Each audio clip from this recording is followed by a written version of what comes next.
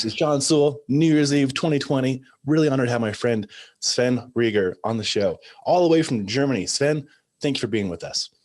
Thank you so much for the opportunity. It's going to be a pleasure talking with you, Sean. Oh, thank you. I'm super excited. A little background about Sven. He is very involved in StrongFirst. He is StrongFirst Germany. If you follow his handle on Instagram, which I suggest to you, he is SFG, SFGII, SFB, SFL, StrongFirst team leader as of May 2020. All around a strong, positive, kind person. And we're going to have a fun discussion, especially the end of 2020. I think we could all use some inspiring strength and encouragement. So nobody better than having Sven on the show. So, all right, Sven, let's get into it. What got you involved in health and fitness in the first place? Well, I got introduced to training and kettlebell training in general, actually just through accident by friends of mine. Mm-hmm. So at the beginning, I just thought it's going to be a nice hobby for a few months. And here I am, probably almost 15 years later, still training.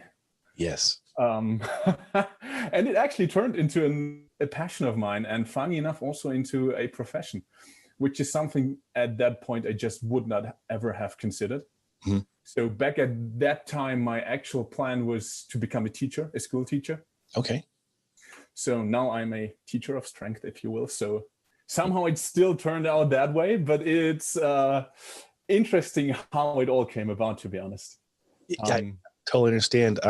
Like you, I never knew I would go into the profession, but I like teaching like you do. Mm-hmm. And really grateful that we get to do this now. It's such a big capacity. It's amazing. Yeah. Especially because I used to be so shy.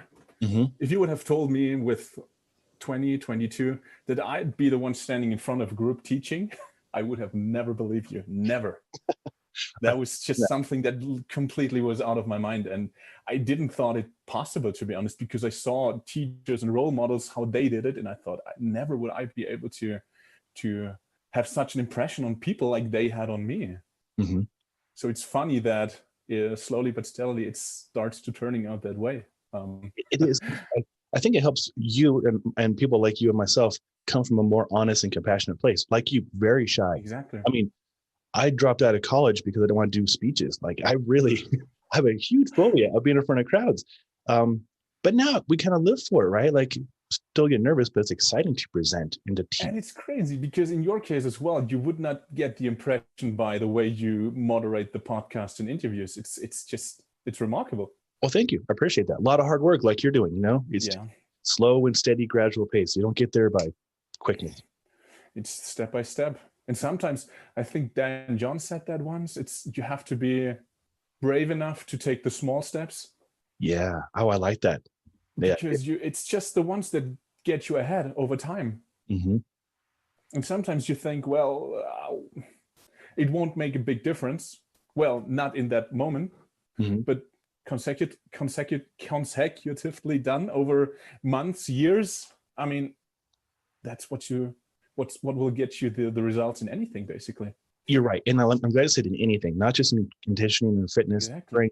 But in learning any skill set, a hobby, relationships, they all take consistent effort. And you might take a step forward, it might take 2 steps back, but you're still, if you can, I like this term, fail forward, right? Because a lot of failures, I'm not going to lie to anybody here. I fail probably every day, several times a day. But if you can learn from those experiences and just put your bootstraps up and just go after it again, you'll be successful, more appreciative too. And you'll get the experience. Yeah, you can't. Because if you're afraid to fail, that is what's going to hold you back. I mean, mm-hmm. There is, you probably heard of Jordan Peterson, right? Yes. So he's going to get out a new book in March, another 12 Rules for Life. And the first chapter there is, I think, going to be about how you need to be a fool first before you can move forward, basically, in everything you do. I dig that. That's good. And it's just that it needs courage, sure, mm-hmm. because you start in something you don't know anything about, basically. But you have to start doing to get the experience, which means you will fail in the beginning. Mm-hmm. And more in the beginning than later, but you still will fail. It's not going to stop. I mean, at least not in my experience so far. No. But it's what will give you the perspective. That's a good word. So when you start teaching new people, you know how they feel. That is what will give you that compassion as a teacher, I think. Yes, that's good advice. And if somebody here is a fitness professional or teacher in that matter, yeah, having that compassion for your student, your client, or for whoever you're getting to do service for, really will go a long ways, as opposed to just barking at them. Exactly. I don't work with anybody who does better with a stick than the carrot and the honey over that too. I think Fabio Zonin explained that beautifully when he was talking about himself, that he said that he never was the most gifted athlete, never the strongest, but he's pretty strong. So, I mean, if you look at what he's doing still, it's amazing. But he said what gave him the edge as a trainer was that he knew how it is to figure things out, because you're not that natural talent. So you have to work, you have to research, you have to figure things out yourself. Someone who never had to struggle with something, they might be good as an athlete, but that won't make them a good teacher. Yeah. And that is always the danger, I think, when you're good at something, you don't understand how hard it might be for someone else, which is so important when you teach someone things like, I mean, let's take the get up, for example. When you show someone a get up the first time, they look at you and think, what, are you crazy? Yeah. Why would How am I going to do that? Yeah. And then with the weight, no way. But then with the experience you got up until that point, probably you're able to take away the fear and introduce them step by step. And I mean, yeah, tell them how you felt the first time doing that thing. It helps to smooth the edges for them, basically. Yeah. Away the fear factor. I like that a lot. And you've been a really big fan of the show for a lot of reasons. And the people we get to talk to, it blows my mind this year, especially. And like he's mentioned, Dan John, he was on, he had great nuggets. And back to your not being the best by anything, one of our favorite people and the former CEO for StrongFirst, Eric Frohardt, retired Navy SEAL. I just listened to a podcast with him yesterday. Was it Brad Kern's one? Exactly. Oh yeah, because of you posted about that one, and I thought I need to listen to that because Eric's just funny enough. I met him at my SFGII. Really? He was still CEO at that time. Yeah.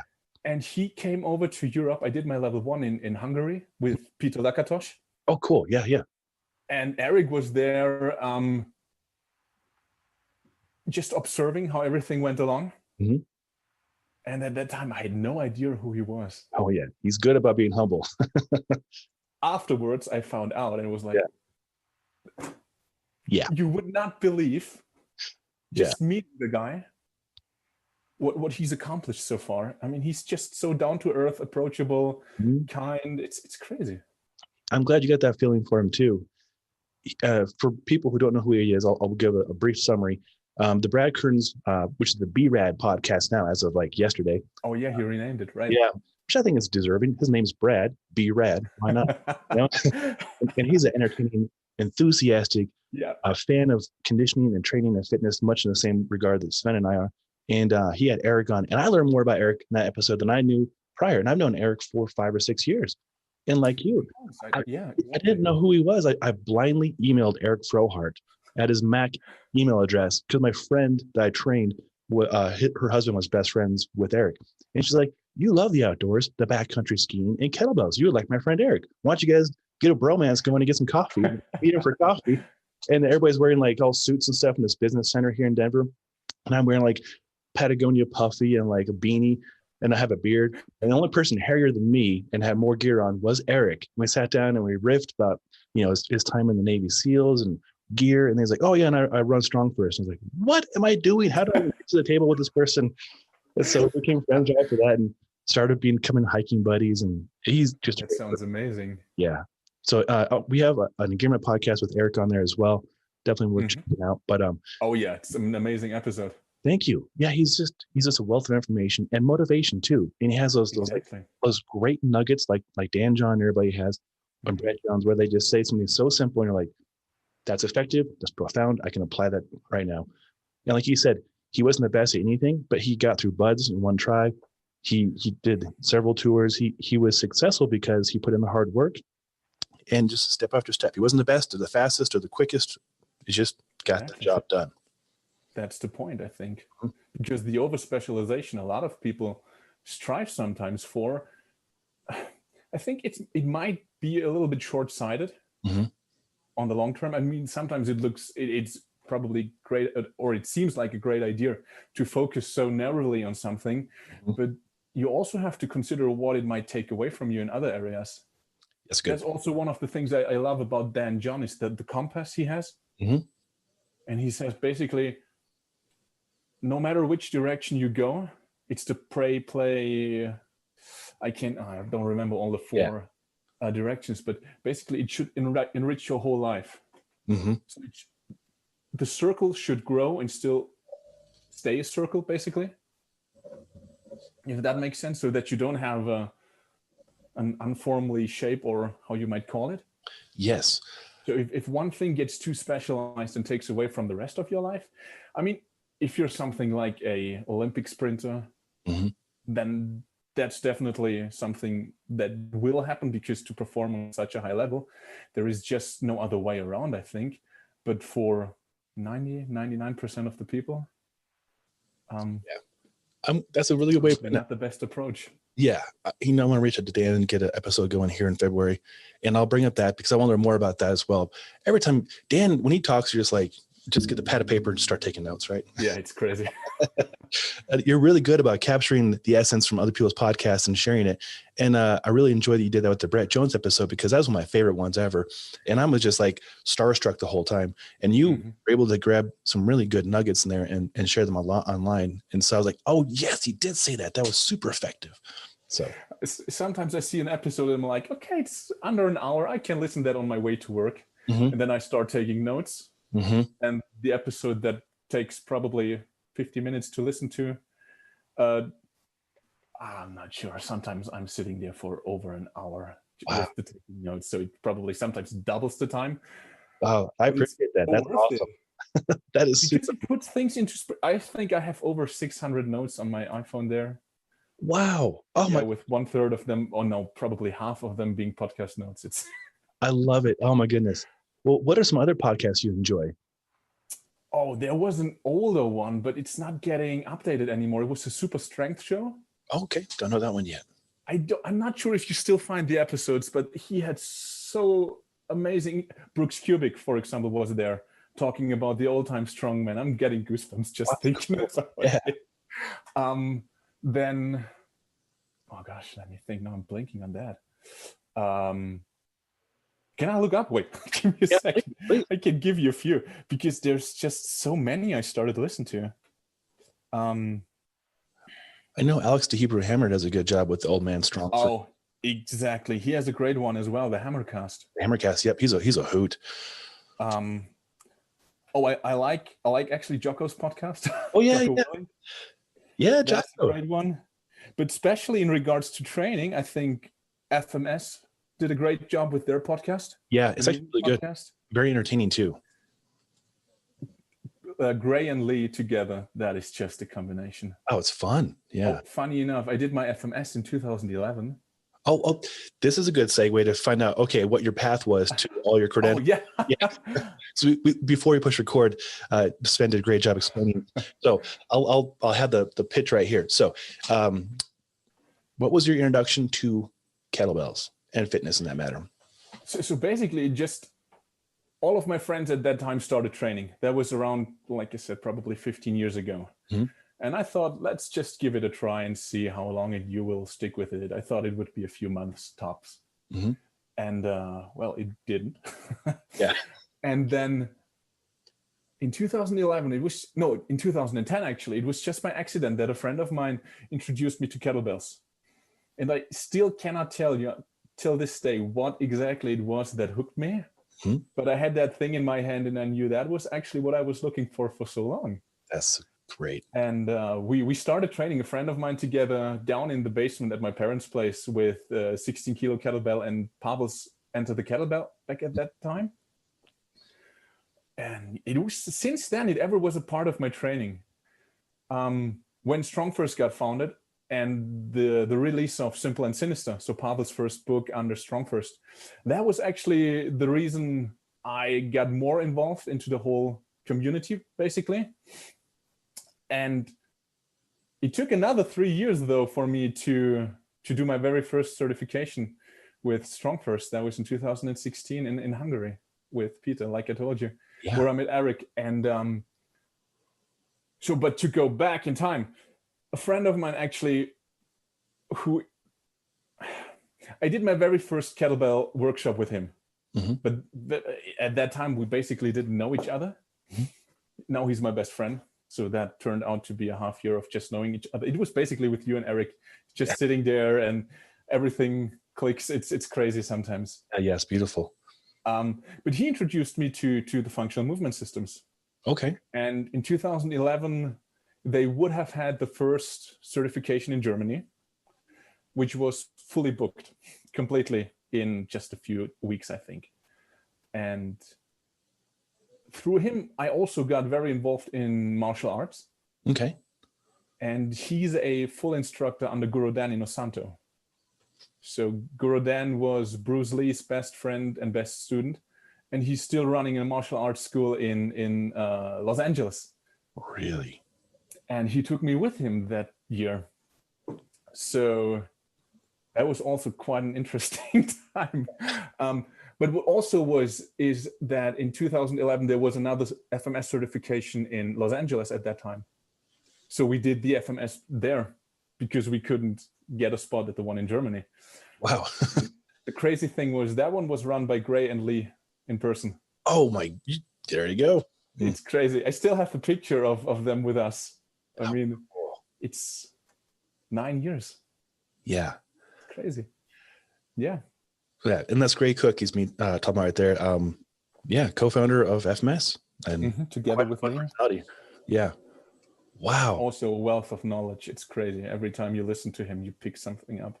Oh yeah. It's things you thought you knew, but the way he phrases them, the way he puts it into perspective, sometimes it's just different, I'd say.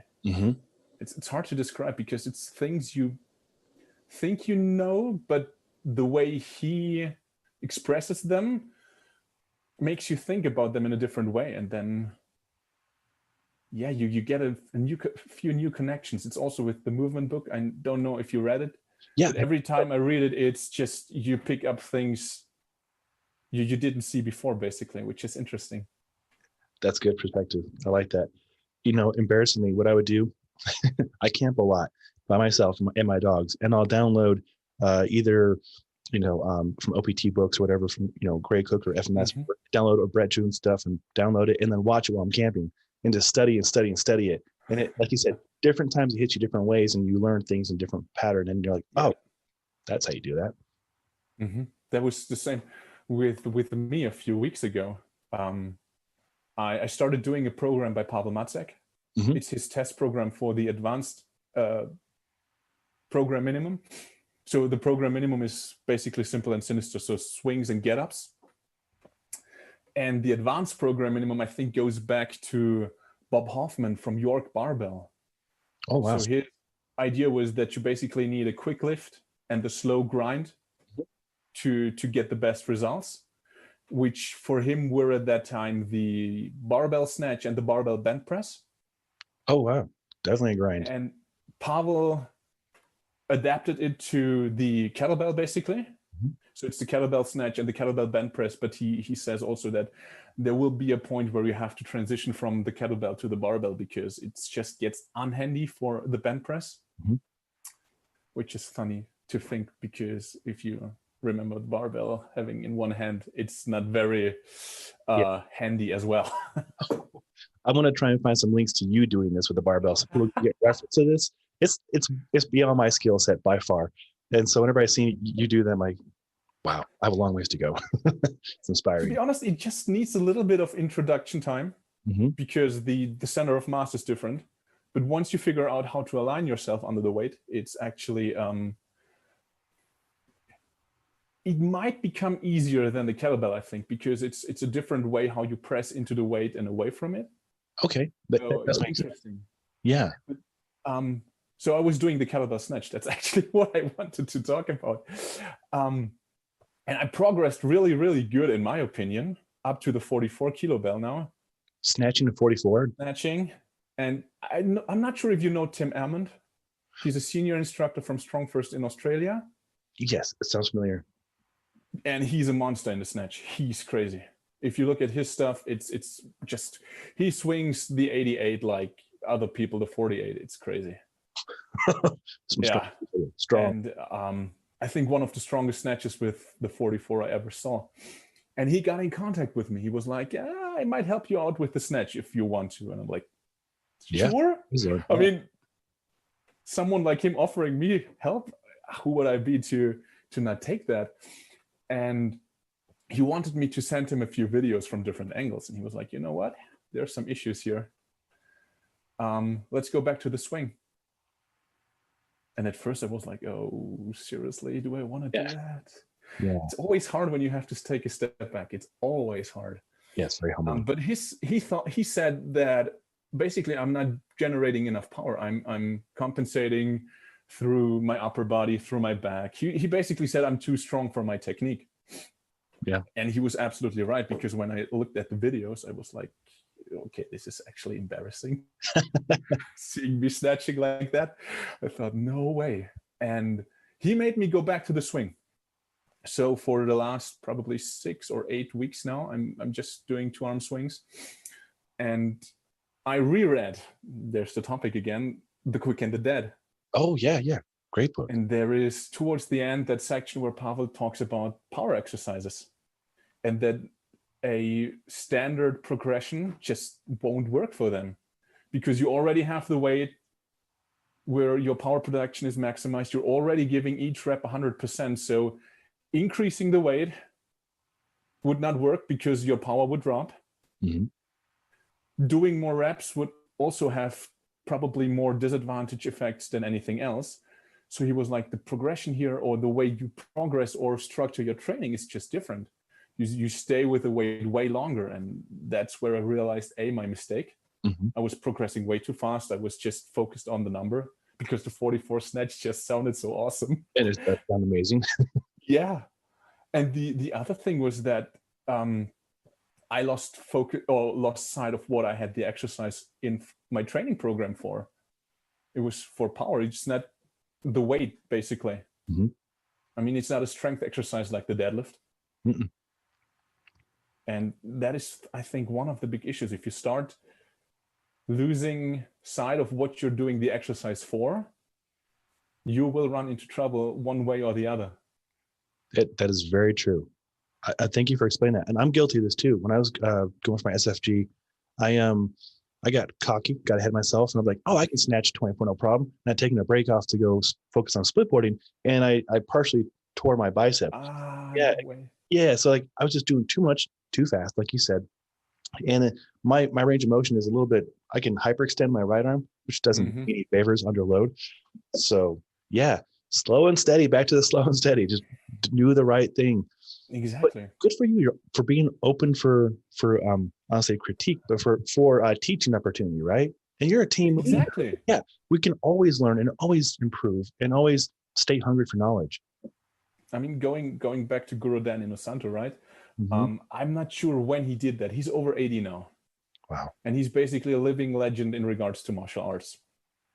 But still, he went back a few years ago and went to the Machados. They're one of the big Brazilian jiu-jitsu families. Okay. And basically went to them and said, hey, give me a white belt. I want to learn your system. Wow, right back to the beginning. So here's a living legend in martial arts, but he's humble enough to start as a white belt again. Wow. And that is just so amazing. I mean, if you're interested in that, you should have Mark Cheng on. Yeah.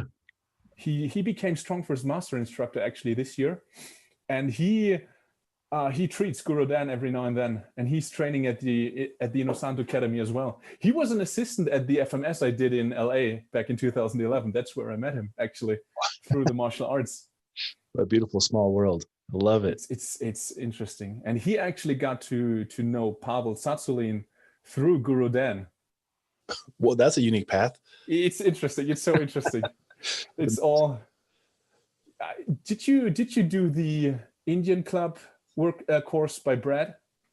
The one a few weeks ago. He has one on the FMS side. I think it's free for pro members, but I think you can get it for around $20 or so. Oh, with Brett Jones? Yeah, Brad teaches it. Okay, I have it queued up. I'm going through the ground force method, and then I'm going to do that one. Yeah, there's just so much. There's so much this year, especially. I think I get more courses this year because why not? Why exactly? I mean, when you have the opportunity, why not? Yeah, like most recently, you went through this before I did, much before. Had the strong. Yeah. I had not planned on doing that. I actually was going to, with our friend Matthew Flaherty in New York City, I was going to take the Indian Club course, and then on that Friday night, I get a beautiful email from Pavel Tutzlin. Mm-hmm. Would you be my guest at the Plant Strong? I was like, I'm dropping everything. Wow. Yep. So, yeah. I mean, my time is your time, sir. Yes, I'm there. It's just so. Yeah. It's funny because Doc Chang said something similar about Gray Cook. Yeah. He says, when Gray asks if you have time, you have time. You make new time. Yes. You just make the time available. It's so crazy. But what I was getting into was, when you look at the introduction of the Indian Club course, mm-hmm. Gray actually talks about where the whole system sometimes comes from. And actually he spent some time with Guru Dan about that. Wow. So it's all sometimes interconnected. It's so interesting. Oh, that's fascinating. Wait, thank you for drawing the picture. It's not as separate as it looks. It all, is cool. And you probably learned this when you went to the Strong Endurance. The language that gets shared in the knowledge, is very similar. Working in the same fields, and the end goal is very similar to teach people, help them. Yeah. I mean, that is the whole thing. You have to start somewhere, mm-hmm. because you will pick it up along the way. But it's also, the same was true for me in martial arts back at that time. So you start, everything's new, and you just sometimes are not able to connect the dots. But the more you do, the more you get a complete picture of everything. And the more you see how things actually play into each other and play off each other. It's fantastic. I mean, it really is. And to your credit, this is something I noticed about you and your character. You're really good about connecting the dots, and then also giving credit where credit's due. And that's a beautiful thing. And Pavel's great at this, as well as Brett, very humble, and just putting the connections out there, putting the good mojo, the love out there. Mm-hmm. It comes back in ways you'll never can anticipate, in beautiful ways. And you're a great example of this, all the connections you've made over the last 11 years or so. It's cool to hear. Really cool. Yeah, but that's something that I got taught by basically all of my teachers from the very beginning. So Guru Dan was very big about that when he taught his classes. And then also when I got to know Pavel Macek, he was always give credit where credit's due. And I think that's important. Yeah. In anything in life. And also for the person who receives that little shout out, it might be that thing that boosts them that day too. And I mean, exactly. I can't tell how many times I'm in a funk. I'll be totally honest. This year has been kind of funky, but every once in a while I get something from you or from other colleague or a friend. I'm like, all right, today's a great day. I exactly know what you mean. I know what you mean. A little boost going. Sometimes you also don't know how long that stuff is actually around. Right. I mean, you got taught it by, let's say, Brett or Fabio, but you didn't know how they got involved with it or who taught them. It's just, sometimes that is so beautiful with when Brooks Kubik from Dinosaur Training, that's the book he got famous for, when he talks about the old time strongman and he creates those lines back in time. And it gives you that feeling of just being connected to something so much bigger. Mm-hmm. It's an interesting feeling sometimes. I would agree. When you take the barbell or the kettlebell to train and just think a moment for how long this has been going on, the people striving to get stronger, it's probably something that is so deeply in us. Mm-hmm. And it's to get the lineage sometimes puts in perspective for you how big that tradition, how big that family is. Yeah, that's well put. I really enjoy that. I don't know about you, but this last year or so, as far as business with restrictions and things closing. I've been doing this about the same amount of time as you have, probably, 15 years professionally. And it was unique to see how the students changed. And so now I'm really fortunate that people I get to work with actually, they want to learn more about the kettlebells, about the Indian clubs, about the mace, about body weight conditioning, because they understand that it can improve their quality of life. And this, for them, it's not about in the gym as much as it is on the mountains. I'm here in Colorado, and people I get to work with and serve, they're skiers, hikers, bow hunters, campers, family men and women, grandparents, and they just want to move well. And, obviously with FMS and the good patterns, go through the patterns and make sure they're good, then load them. And it's great. They get very curious. They're like, tell me more about Pavel, tell me more about Brett Jones. And then they listen to the podcast, and then they get interested in the history and the culture behind it. And it builds greater depth than a person who I might have worked with 10 years ago, who just wants to come in for a workout and has like no interest in the history of health, wellness, or strength. They just want to break a sweat and, get some stress relief, which I can respect. But fortunately, I don't work with those people as much anymore. And you need sometimes those sessions where you just get in, break a sweat, and you're done for the day. But it's not what's going to keep you in training. No. And then that's true. Hopefully the professionals out there listen to this, and I don't like putting down anything, but flashy workouts won't serve your people or yourself long-term the way you think it might. Yeah, that's the point. And I'm not sure if it's putting people down. It's just, I think when you call yourself a professional, then you did your work. You dug into the material. And when you do that, just a little more than reading one book, you will start to see a connection, a thread back in time. And you will see that there is more to it than it looks like at the beginning. I mean, training is good, but like you said, it's not training itself necessarily. It's what you will get out of training. Yes. The why. Like, why is it you want to do exactly? Yeah. Well, I dig your approach, and this will resonate with a lot of people out there for sure. Yeah. Well, okay. So what was your why? So you started with a 16 kilo and a 4 kilo kettlebell, right? The 4 kilo. Oh, that's a funny story. We didn't know what we were getting into at that time. And we thought you need lighter weights to practice technique. So let's get a 4 kilo kettlebell as well. So the thing arrived, and my friend looked at it and basically said, okay, that looks pretty much useless. Yes. Which it was. We never used it till this day. It's just catching dust. I can empathize. I ordered a 5 pound and a 10 pound. So it was a 2 kilo and like a 4. Yeah, it was. They're in the closet, like holding books up right now. At least there is some thing you can do with them. So and they're vinyl coated. They'll last forever. But yeah, that's how we learn, right? It's Jeff in the fire. Yeah. I mean, you had Jeff Stokol on, right? Oh yeah. Yeah. I mean, he started with some kettlebell aerobics DVD, and look where he's now. He's the old saying of it doesn't matter where you start, as long as you start.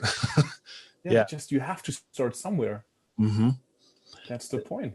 It is. And I don't want to. I want to keep going on the path of your history. Sure. But one thing I do notice when people approach for consultations and stuff is the action piece. They'll overanalyze. They'll have whiteboards and they'll have spreadsheets and pivot tables. And I'm like, why don't we just have some coffee and just go do this thing and see if it works? If it works, we're going to double down. If it doesn't work, we scrap it and take some notes. Just action. That's my little tidbit for today. Just action. Yeah, but that's the most important part. That's one of the key things I took from Jordan Peterson, because he says the world is a place of action. If you don't act, well, what can you expect? You can't expect any results from work you didn't do. And you have to, that's what we said earlier, you have to start somewhere and start collecting experience. And I mean, failure is part of that process, but you can't let that stop you. That's great. Because there is no standing still. It just doesn't work. Yeah. If you're not moving forward, you're moving backward. Ooh, Sometimes it sounds cheesy, but that's what I found to be true. And that's where the tiny steps sometimes just are so important, so valuable, because even if it doesn't look like much, you did not make a step back that day. I like that. That incremental process of improvement. But if it's just 1%, it doesn't matter. It's 1% more. Yeah. Still moving forward. And those 1% will accumulate together, and you never know where they will take you. Yeah. No, that's great. Yeah. The term I like to regurgitate all the time is paralysis by analysis. Exactly. Yeah. Or what Pavel always says is understaying is a delaying tactic. That is also great. I like that. I have to put that in the notes too. I already have a page of notes. This is gonna be great. Awesome. I need to set that up. This is good. Okay, so you do the FMS first in LA, Exactly. and then you're getting curious. You're doing Pavel's books. StrongFirst becomes a thing in 13, I believe, and then you study materials, and then you go in Hungary with Eric. In Hungary, yeah. Get the SFG, and then you also have accomplished SFG too. Yeah, that was actually 2 years later. So I did the SFL before that. Oh, the lifter, yes. Yeah, because so I signed up for the SFG1 probably at the end of 2015, just to get myself a commitment, and started training for that. And then a Plant Strong event went online. And at that time, I had no idea what Plant Strong was about. It was just a special event with Pavel Zonin in Europe. So, well, you make time for that. Yes. That was in May of 2016. And that's where I met Fabio. Fun. And also one of the probably key points in the whole development, because he turned on to be one of my best friends at that point. It's just interesting how things sometimes play along. Yeah. We've been to metal concerts together in Germany, in Italy. It's that's great. It's so awesome, I can tell you. It's just, that is also one of the things. What struck me at Plant Strong was you met people for the first time, and there's that instant connection. And that happened at every single StrongFirst event. I would agree with you completely. I was doing the SFG second time around, and Brett Jones was the master one, and we had a little circle of powwow, and it was, why are you here, and what is StrongFirst to you? And again, I don't like speaking in public, so it gets to me, I'm like nervous and shaking, and I said something to the effect of, to me, StrongFirst is family, and that left it at that. That's a perfect answer. Yeah, it's true, because a little bit of, I've been through some stuff while I was going through SFG1. My sister was battling brain cancer. And, on Saturday night, everybody goes out for dinner and some beers. And I went to go with her, be by her side because she was blind at the time, and read to her at hospice. And I let Eric know, hey, I'm sorry I didn't make the dinner, but here, this is why I didn't come. And he was like, wow, amazing. So before she passed, a lot of my friends now from StrongFirst stepped up and reached out in a lot of ways. And so it truly was like family. It was beautiful, like having the support of men and women that I look up to and admire and respect. And now I get to call friends like you do with Fabio and go to metal concerts or go camping or get a beer or five. It's great. It's crazy. Yeah. Yeah. It's a beautiful, beautiful small world. And it really is a family. Everybody I've met through StrongFirst, they've been amazing people. I mean, I think I still have a standing invitation going to South Korea back from the Plant Strong event. Yeah. With Joey Yang. I met him back then, and we never met since in person, but we're still in contact, and it's cool. It's the beauty about the whole thing. Like you said, it's the family aspect. And to give more credit to StrongFirst and the colleagues we have, I have gone through a lot of courses, as have you, I'm sure, and none of them have that culture and depth. Yeah. And there's some great courses. I've learned a lot, not discounting the education I've received, but the education and culture and connection kind of seems to stop on Sunday afternoon. You go home and you do your work. Going back to Fabio, that is one thing he said at another podcast where he was talking about the certifications. He was like, sure, people will sign up for the content or whatever, but they will stay because of that feeling of family, of belonging to something bigger. And I think when you went through the SFG1, that what is the SFG speech on day 3? That is just he did that in Spain 2 years ago. I assisted at that level 1, and it was just I got goosebumps the whole speech over. It was just crazy. But you also saw the people, the attendees, their eyes got wide and they were looking, and because they realized how much more there is to the whole thing. I mean, it's that strength has a greater purpose. And once you get an idea of how this could look, I think this is what will open your eyes to how much more there is to training, actually. Yeah. Well said. Very well said. Yeah. And it is. And I think that the thing you learn from the StrongFirst events isn't just also like how to really effectively coach and teach and find these little minutiae to tweak to make things more effective, but also like why people do things, why they're there in front of you in the first place. It's very effective. Well, speaking of, who taught the SFL for you? Was it? That was Doc Hartle. Oh, Doc Hartle. That was, I absolutely wanted to do my SFL with him. Yes. And since Fabio basically laid out my way, because at the Plant Strong, I asked him, so I signed up for SFGII. What would he recommend me to follow up that with? And he looked like me, like, given your build, SFL. Yeah. So it was like, okay, let's go. And Doc came over in 2017 to England. Oh, cool. To teach the SFL there. And that was an amazing experience because he's just such a great guy. His sense of humor is he's very humorous. It's amazing. Dry humor, you have to, sometimes it was like, okay, is that a joke or is he serious? But it's so great. Also the way, I mean, with his experience as a powerlifter and chiropractor, the way he made sense of of why you did certain things the way they were being taught, it opened your eyes to, well, how to say, to question the sometimes standard approach of teaching certain barbell lifts. Yeah. So, yeah. Well, yeah, I love his approaches, like you said, his dry sense of humor. How many times did he pull the humorous joke on you guys? If he didn't laugh when he said humorous, right? At one point, I stopped counting. Right. In the dust. He does it every time. And since then, I think I met him also last year in Italy. I was assisting at the SFL there. And yeah, it's the same thing all over again, but it's just so great. Oh, it is. Metallica and humorous. That's exact. Yeah. Every SFL course we had here in Germany, SFL barbell course, the user courses, we had in Germany, we had Metallica playing in honor of Doc. Beautiful. I love it. Oh, I love it. He's such a good guy.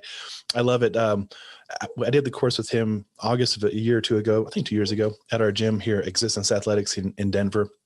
Great course. And, you know, like you mentioned, I tabled all my barbell stuff. I didn't touch barbells for years. I'm like, all right, I'm going to learn from Doc in this system.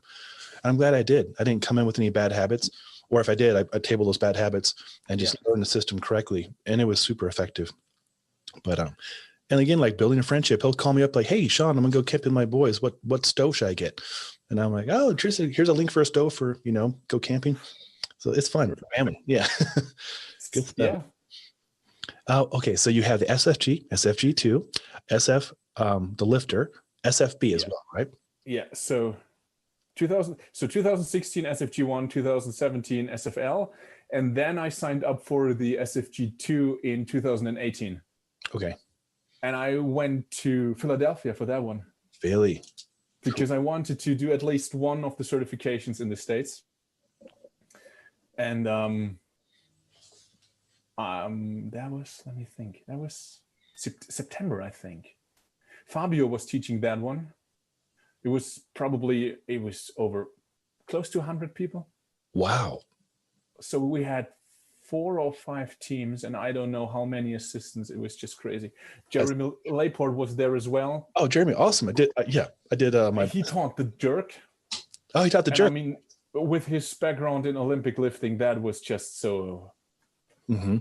It was eye-opening in a lot of regards, because you think kettlebells, barbells, just quite a difference. But the way he translated what you do with a barbell to the kettlebell was just phenomenal. Also, the way he was able to explain things, to break them down, that was just, and also very interesting, very dark kind of humor, but I liked that. Yeah. Yeah, Jeremy, he lived here in Colorado. When I met him, he was at CU, or just had left CU. And then we did our SFB together. Karen Smith was teaching, and he's very strong. He's a beast. And he commands the room. Yeah. It's crazy. When he was teaching, there was nobody talking. Yeah. Yes. He gave them one chance to listen, and everybody used that chance because you didn't want to find out what else would happen. That's if awesome. You didn't listen. Commands respect for sure. Oh, that's great. So he was there. Okay. And then can you go over, I have not done the SFG2. What is in the SFG2? Oh, it's amazing. I mean, it's very different in regards to the SFG1 because most of the lifts, so it's the double press is being taught, but it's not a technique standard. Mm-hmm. So you have the double push press, the double jerk, the double snatch, and then it's the windmill and the bent press. Gotcha. Okay, cool. So you cover the bottom up drills, you cover a few athletic drills, but those are the main points of the certifications. And I mean, usually it's stuff you don't do with a lot of people you train. Right. I have like 2 people I do the jerk with. Exactly. I have probably no one, at least not with double kettlebells. I did the push press with a lot of people by now. Oh yeah, the push press is especially during the quarantine, because not everyone has access to a wide range of kettlebells, so the press sometimes is an issue. Mm-hmm. But almost everyone was able to do a decent push press, so that is one of the but not double, because then you have the mobility requirements. Mm-hmm. Yeah, but that is unique in that way, because in that regard, it's basically just more exercises you do for yourself. Mm-hmm. But then again, you also go over the material from level 1 again.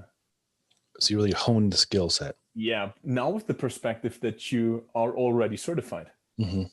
So you're not coming as a new person to the skills. You already did your SFG1. You at least probably spent 1 year with the skills. So the expectation is way higher. Mm-hmm. In that regard. And you have to be, as an attendee, very prepared in regards to all-around fitness, mm-hmm. basically, because you have to do the strength test, which is a half body weight kettlebell press for men, so 1 arm press, and I think it's a third body weight press for women. Then you have to do your snatch test. You have to do all the level 1 skills, and you have to do the level 2 skills. Oh, that's mean. That's yeah. So there's a lot of ground you have to cover, mm-hmm. especially in regards to mobility, because basically everything you do in level 2 goes overhead. Yeah. So you have the push press, the jerk, the snatch, windmill, bent press, all overhead stuff. And especially the double overhead kettlebell skills require a lot of mobility from the shoulder and from the upper body. So you have to really take your time preparing here. Makes sense. But it's dense. There's so much information in there. And what I really appreciated was that, sure, level 1 is an instructor course as well, mm-hmm. but you're treated as a new person. When you come to level 2, they expect you to be an instructor already. So what also happens is that the teaching skills are getting more refined here. So the way they break down the exercises, the way they progress you, let's say in the bent press, for example, it's really, really amazing. That's cool. I'd be very interested in taking that. Oh, you should. Yeah, you will like it. I do the clean and jerk pretty often myself, and I like to double snatch, and I like the windmill, especially for like mobilizing. Mm-hmm. I need work on the bent press. I need a lot of work on the bent press. I'll practice. Yeah, I know what you mean. Yeah. That is something that you can't rush it, and you also have to work on the requirements, basically. So in regards to mobility, but also in regards to strength. you have to have a good foundation for the bench press, probably more so than for a lot of the other lifts. Cool. Makes sense. All right. And then you progressed on to the body weight. Did Karen get that one? That was the most challenging one. That's why I pushed it to the very last time. Because my ankle mobility is actually quite screwed up. Oh, really? So I can't do a body weight squat without my heels leaving the ground. It's just not working. Yeah. It's getting better. Mm-hmm. So when I did my level 1, I wasn't sure if I would pass the technique test for the double front squat. Mm-hmm. But just because I wasn't sure if I could hit depth without having some elevation for my heels. Yeah. And then they added the pistol requirement for the SFB. Oh, yeah. I was like, okay, that's not a good point. I hope that I would be able to do the SFB before that would happen, but it did not. Mm-hmm. So that was quite scary. I can tell you. Yeah. The push-up, that just required practice, mm-hmm. but the pistol seemed so unapproachable, mm-hmm. basically. It's... In the end, it was just a matter of patience. Sure. It's just working diligently on the ankle mobility day by day, making those small steps. You sometimes don't even recognize yourself. Sure. I think that's why it's so hard sometimes for people, because you don't seem to make any progress. But luckily for me, they allowed you to have a counterweight in the pistol squat. Oh, yeah. Nice. And with some great tips from Fabio, I was actually able to get that as well. It's not the most beautiful pistol, but it passes the standards. It's safe, so yeah, I take it. Oh, for sure. No, I agree with you. I prefer doing a pistol with a counterbalance weight. It makes it more palatable. Yeah. And to your point, like you mentioned a little bit earlier, the consistency, that 1%, those little steps moving forward, got you to where you need to go. And then to clarify for listeners, it's a one arm, one leg push up for men. Yep, exactly. It's a lot of tension. And the balance thing is actually something I completely underestimated, or from a different point of view, overestimated, underestimated, to be honest, because Fabio helped me there quite a lot with creating a training program for the one-arm push-up. And for 2 months, I basically just practiced one-arm push-ups and nailed the one-arm one-leg push-up afterwards without any specific practice for that. Whoa. That was quite interesting. That's some willpower there. That was interesting. Yeah. Yeah, but the body weight one really was... So we had let me get that right. In March of 2019, we had the very first body weight course in Germany with Pavel Macek. And I wasn't SFB certified at that point, so I took it as a attendee. Mm-hmm. And that is really where the puzzle pieces, the missing one, fell into place, because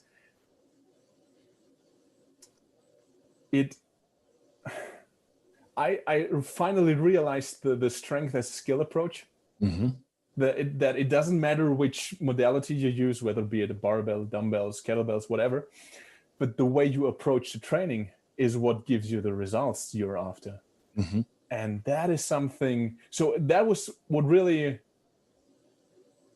made bodyweight training approachable for me, because up until that point, I basically just did a few pull-ups. Sure. Yeah. And that was my bodyweight training. Everything else I did with barbells or kettlebells. Mm-hmm. But that course really opened my eyes in that regard. That's a good point that Sven brings up. When I had coffee with Eric the very first time, he's like, if I were to go through the progression, he would start at the SFB, the body weight, then the kettlebell, then the barbell. And I'm glad it made sense for you too. Yeah. That course, I learned a lot about how to irradiate better and how to create tension and I didn't even try to do a pistol squat or one arm push up until the course on purpose. Again, like the barbell, I wanted to table everything, go in there, total white belt, beginner, preschool, whatever, just go in there, thirsty, learn it. And that's a great course. And what's great too. Go ahead. I think a lot of people approach the certifications with the with the goal on passing on site. Yeah.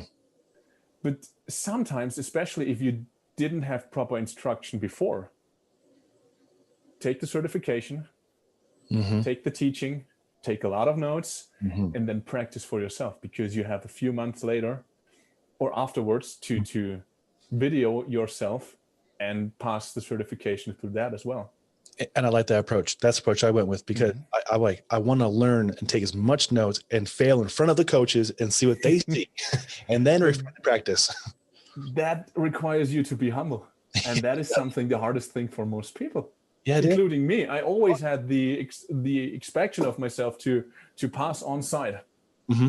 But I was lucky enough to have had good coaches before that every single time. I mean, when I was preparing for my level 1, there were 3 instructors all over Germany. There was 1 level 2 instructor. Wow. And he was based in the same town I would live in. Wow. So that was just whole country. It's interesting. That is fascinating. For context, here in Denver, I'm not even on the sheet. Like, there's like 25 SFGs in our gym. We only have 4 instructors, and all of them are StrongFirst, at least SFG, SFG2, SFL. Yeah. So we're if you're in Denver, please come visit us. It's a great story. And also they did MoveNet too, and which is really fun stuff. Got Erwin's book right up there. And then you mentioned Quick and Dead's right there, it's out of focus, but Strong and Dirt. You're being mentioned. Oh, yeah, I'm very honored. Page 43 with our friend Matthew Flaherty. I keep mentioning Matthew's name more than anybody else's name on the show because he's just a great guy. And Eric Frohardt. Yeah, Eric's mentioned a lot as well. Yes, he is. Well, him and I were spitting together notes. I'd be like, Eric, we done the 033, and what are you doing? Like, what are you enjoying about it? And also, I'm going to be up on top of this mountain if you want to meet up here 11,000 feet later. And so, yeah, getting to share notes with Eric, and then going over to Dr. Craig Mark. I'm like, hey, I've also invited. Craig is amazing. I was fortunate to have 2 great episodes with him, and he actually did awesome episodes.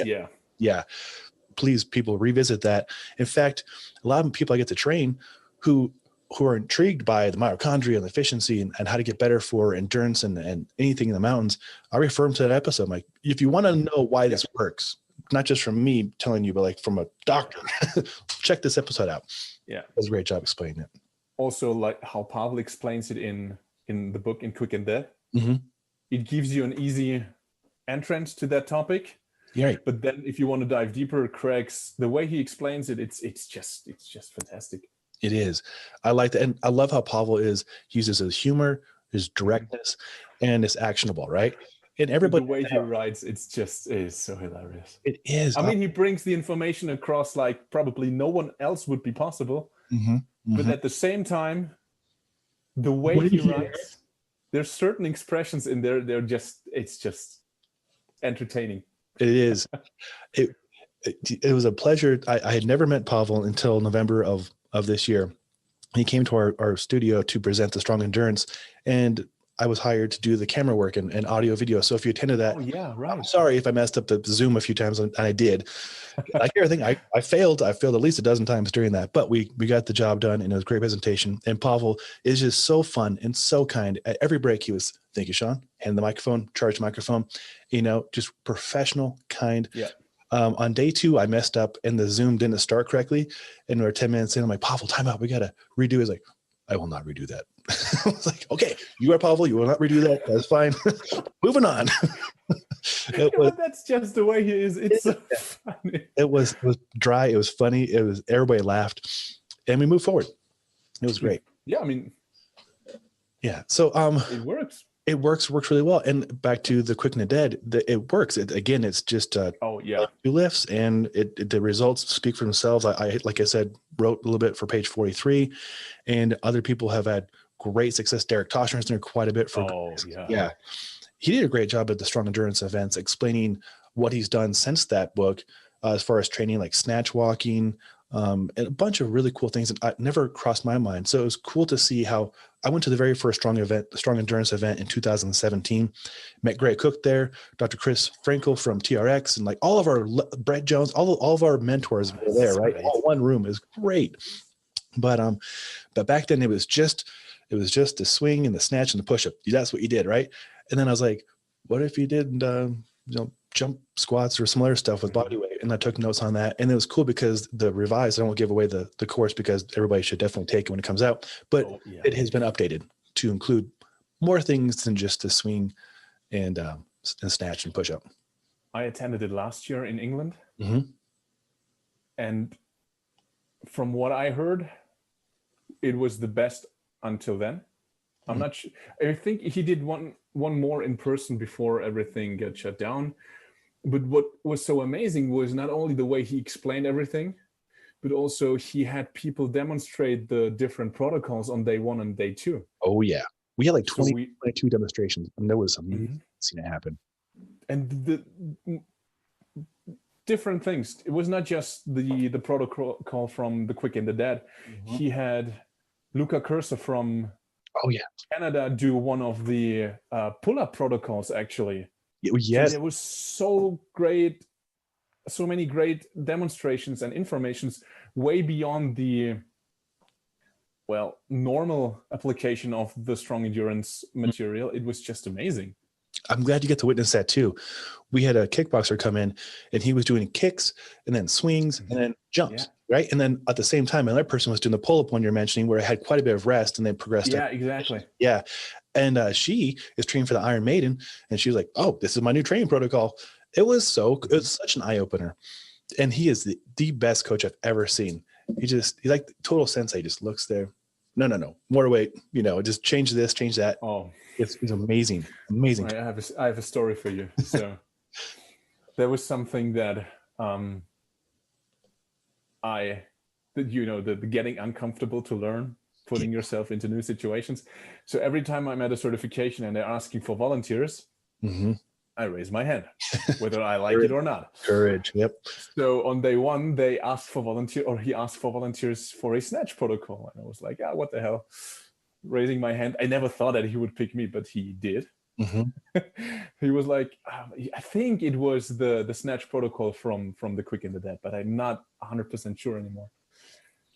And he was like, okay, get your snatch bell. You can snatch comfortably for I don't know how many reps. It was quite heavy, actually. Mm-hmm. So I got a 32. And so we did, I think, 3 rounds, not that much. And he was like, okay, wait. No. Everyone, get a heavier bell. Even Sven, you big sissy, get the 40. In front of everyone. And I was like, okay, you can't say no, so get the 40. That was just, it was funny. So his way of teaching is, he has a probably special kind of humor, but it's you have to at least do one live event with him, I think. Mm-hmm. It's just so amazing. It is. His persona from the book comes to life in a beautiful way. Yeah. And it's definitely worth attending and seeing in person. And still, he's so approachable. I mean, during the rest break, the lunch break on day 2, he was like, okay, I'll be sitting in front. Come and ask me questions or go for lunch. Yeah. How cool. So probably, I think, only a handful of people went for lunch. Everyone stayed and asked questions. It was fantastic. Yeah. Well, I would bring a lunch and just stand there and ask questions too. Why wouldn't you? Yeah. Yeah. Oh, he, like you say, he was so personal. And I noticed he enjoyed San Pellegrino, and I had just got a case of San Pellegrino. I know he liked lemon, San Pellegrino lemon. So him and I are like drinking the same drinks throughout half the course. I was like, yeah, I'm drinking the same drink as Pavel. It's great. It's the small things sometimes. Small things goes a long way. That's so cool. This is so fun, Sven. Thank you for explaining like your path, what you've learned, these takeaways. What else have you learned through the course of this last decade of education? That's a big question, right? That is a big question. What have I learned? I think one of the biggest takeaways for me was when I realized how much there is to training in regards to,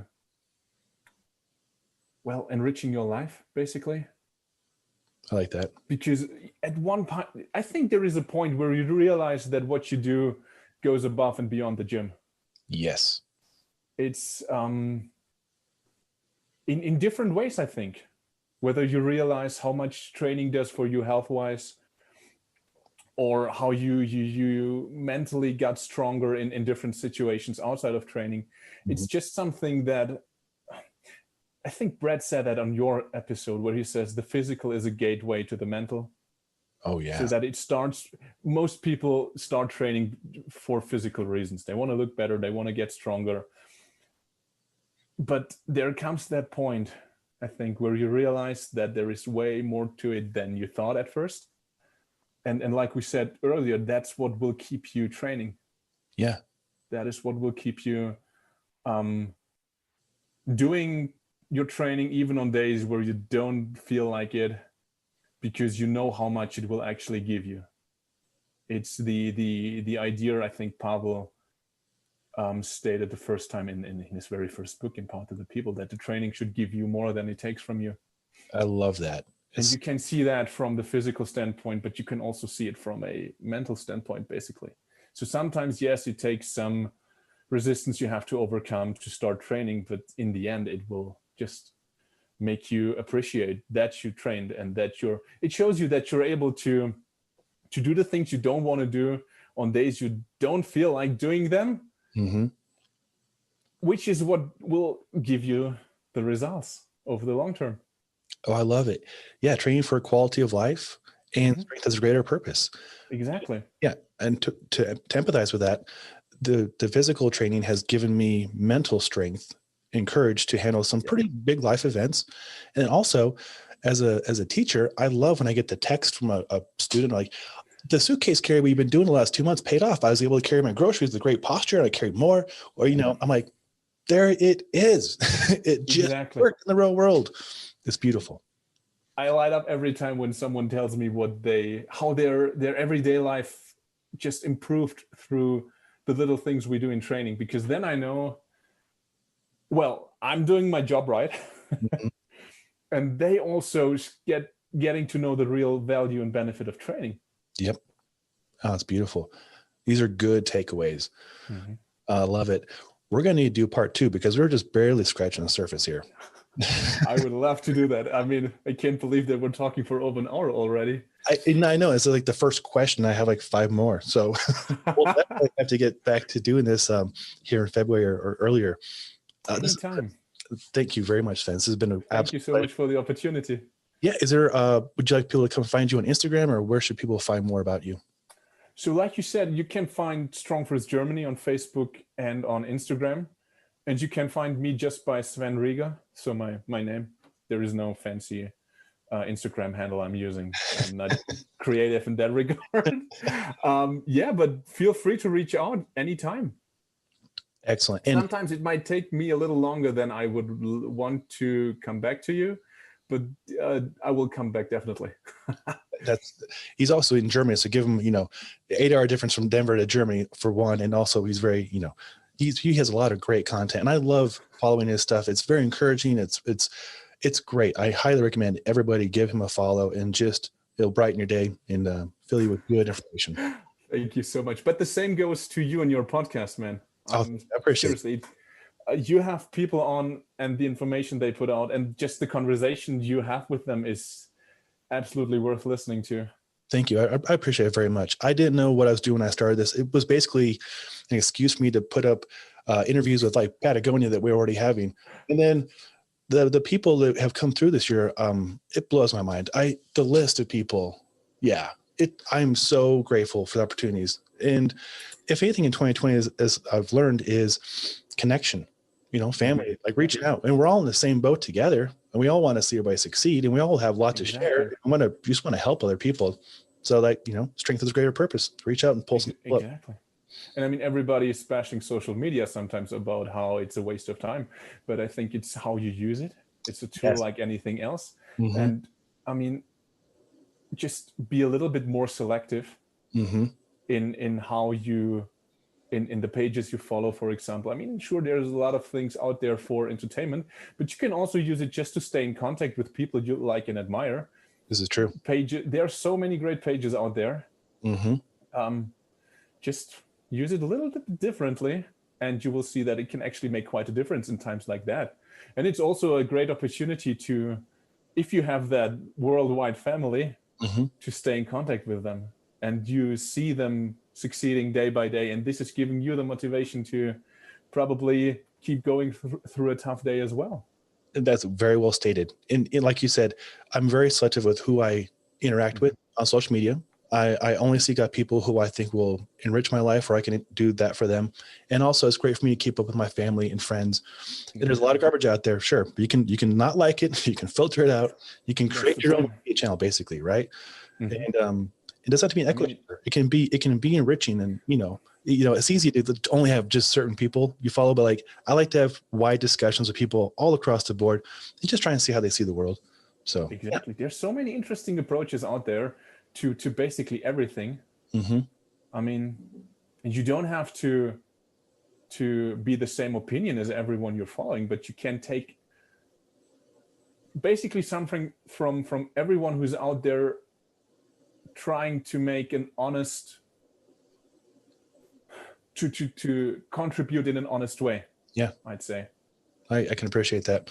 Yeah, it'd be a pretty boring place if we all agreed on everything. Oh, that would be so boring. Yeah, there's no growth for that. Exactly, that's the point. Well, I love this. Sometimes you need your few points of view challenged. And this is a comical thing. I am married, so I get this daily. It's nice to, I think I've got it all figured out. My head's in the clouds, and then I'm like, I get my other point of view. I'm like, yeah, that makes more sense. Sometimes, yeah. Yeah. So it's good. You have that big complex idea in your head, and someone comes around, well, you could also do it like this. Yeah. Oh, yeah. Okay. It's nice to have balance, the yin to the yang, if you will. Yeah. Oh, that's great. Well, let's for the other 4 questions or other 5 questions, let's do this again here in a month or two, Sven. This has been an absolute blast. Like you said, happy to. Yeah, like you said, it would not be hard to have a conversation. And no, definitely not. Yeah. Well, awesome. Enjoy your New Year's Eve. I know it's crazy right now. Yeah, I'm enjoying it. We're going to do a little Zoom with some friends, and all that's great. Yeah, we're Zoom right now. It's been a great resource. Yeah, it works. I mean, a friend of mine celebrated her birthday like that. Yeah, there you go.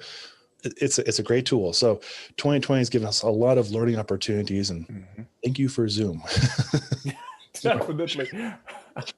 It wasn't an easy year, but I think everyone was able to take at least a few lessons from it. I hope so. Oh, exactly. Like before we push record, I was showing Sven the multi-camera setup I used when I'm doing my online classes, and it's fun. I already have the cameras, and I'm going to do an episode on how to build this setup. It's also the same setup I use to record Pavel, to do strong endurance. So this year has given opportunities to get better presentation skills, not just for fitness. I help lawyers and other professionals build out their communications better. We're all trying to, like you said, help other people get the message out clearly and just bring some joy to this world. And I think despite everything, there were at least a few beautiful moments in this year. Absolutely. And that's what still makes this year worth remembering, I think. Sure, we're in the second lockdown here in Germany, and I didn't think that the year would end like that. But still, there were so many great moments in between, or in the beginning of the year. So it's so true. I'll I'll kind of go this direction as I can. It's so much fun. I received a holiday card from a student, and it was like, good riddance 2020. And I was like, good riddance? I'm like, I had 2 gyms closed in 1 week. I had a lot of things I can complain about, but then you find new ways, right? And you learn. And so every year for Christmas, I make my wife a book of pictures of the things we've done, right? Oh, it's a great gift. It lasts forever. It's not a thing you go buy, right? A thing you create. And usually I have like 30 or 40 photographs. This year I had 120. I was like, whoa, we still did a lot of stuff, There you see. Even in quarantine, you still could go outside. We did a lot of things. Yeah, a lot to be grateful for in 2020. And then moving forward too, like, my goodness, how much things we have to be grateful for when we get to do stuff in person again. It's going to have a greater appreciation for sure. Well, and also I think one of the best podcasts was Brett. I think he talked about that on the interview you did with him as well, about his cancer treatment and everything. But there's another one he did with let me get that name right, Mimi Chan, Culture Chat. Okay. So basically the whole episode is just about how he managed to go through that time.